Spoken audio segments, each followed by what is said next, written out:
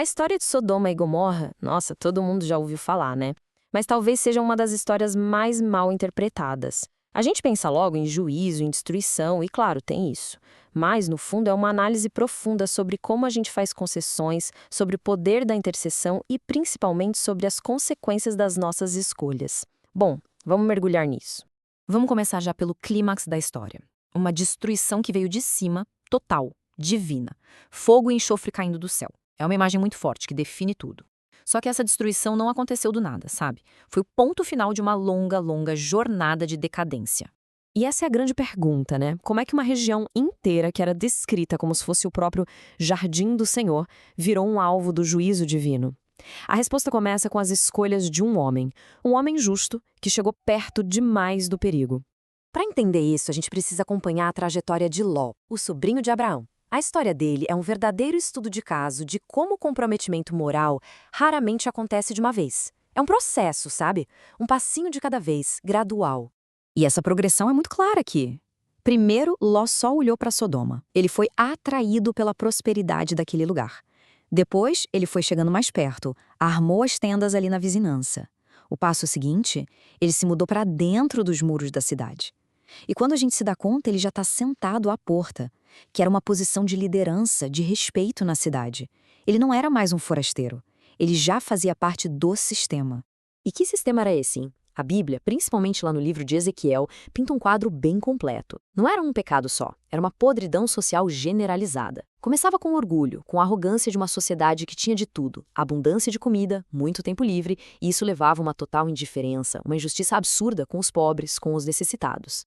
E tudo isso acabava explodindo em violência, numa falta de hospitalidade agressiva e, claro, no que o livro de Judas chama de busca por carne estranha, uma expressão que aponta para uma perversão que ia contra a própria natureza.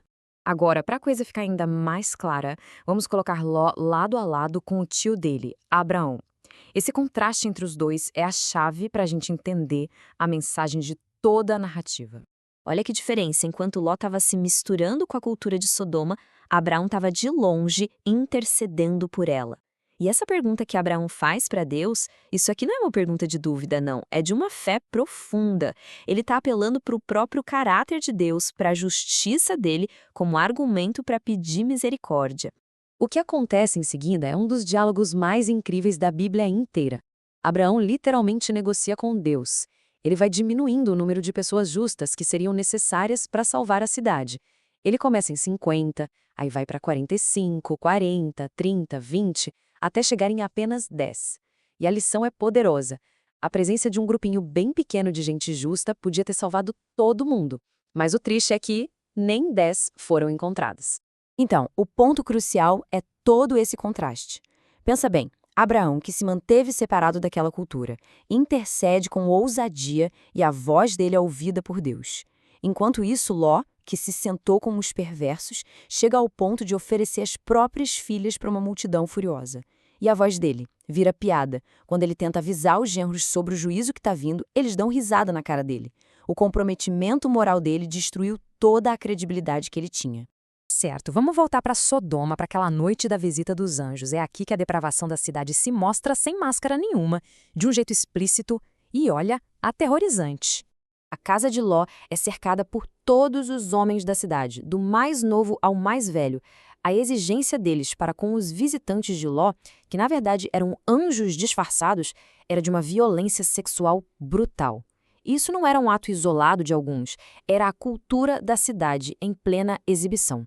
A intervenção divina é imediata e muito simbólica.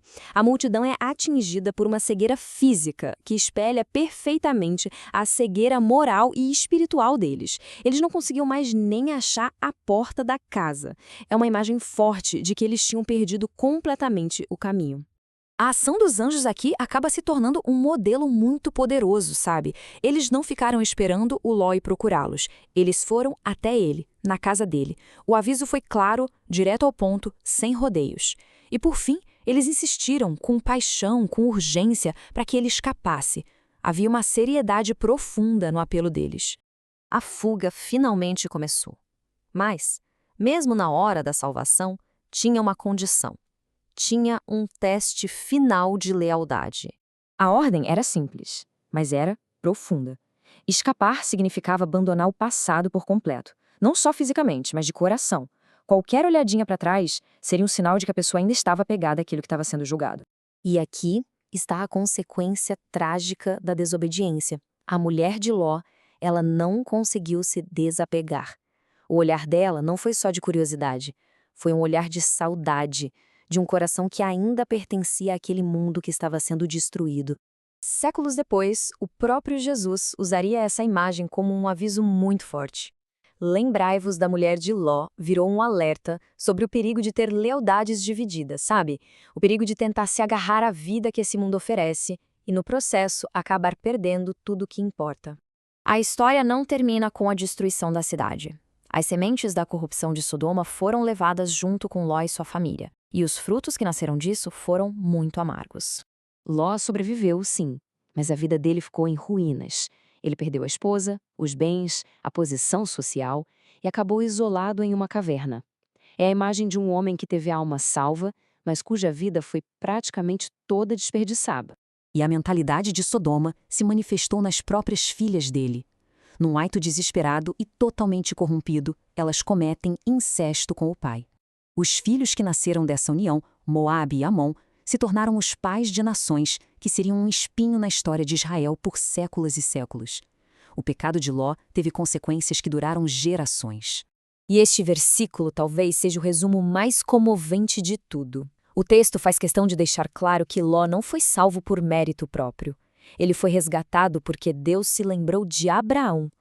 Foi a intercessão do homem justo, que estava longe, que garantiu a salvação do homem comprometido que estava bem no meio da confusão. E é por isso que a história de Sodoma e Gomorra atravessa o tempo. Ela vira um arquétipo, um aviso universal sobre o perigo de amar um sistema do mundo que vai contra os princípios divinos. E isso nos deixa com uma pergunta para refletir. O que seriam as Sodomas de hoje, que nos atraem com promessas de prosperidade, mas que no fim das contas cobram um preço moral devastador?